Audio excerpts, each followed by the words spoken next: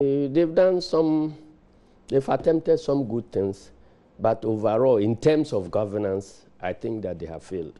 On a scale of 0 to 10, what would be? I'm not a statistician, so I have never tried to answer that question. But let me say that in terms of governance, I mean, maintaining peace and security has been, they've performed so poorly. In terms of fighting corruption, they've also performed so poorly. And so, what do you mean by in terms of fighting corruption? Because there have been big issues about corruption. Like what? And all that they have attempted to do, their response has been a cover-up. And that's all. We have seen this allegation of payment of 20,000 to see the president, and the way, I mean, the investigations had proceeded with the follow-up leakage of tapes about the deputy head of CID. That leakage of tape was never investigated. All that we saw was a promotion of that person who is alleged to have said that their duty as police officers was to make sure that government doesn't look bad for them to continue. That is a very bad thing to do. And the current recall of Parliament to look at seats for sale.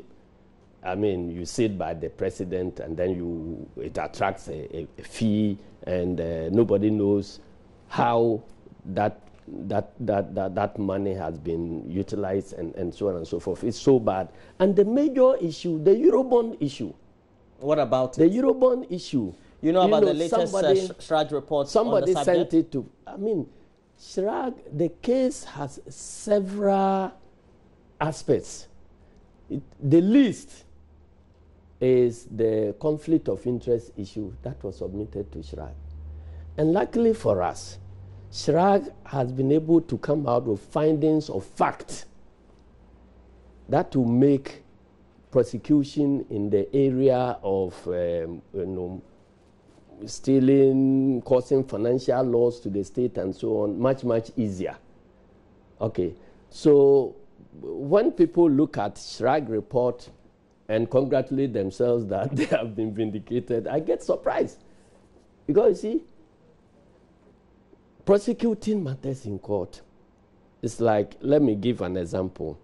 If somebody kills another person and the person is taken to court for rape, okay, the court will look at the facts you have about the rape and then declare that, no, there was no rape. It doesn't matter whether murder was involved. So that is how this Shrag thing has been handled. Shrag was asked to delve into the issue of conflict of interest, which is the only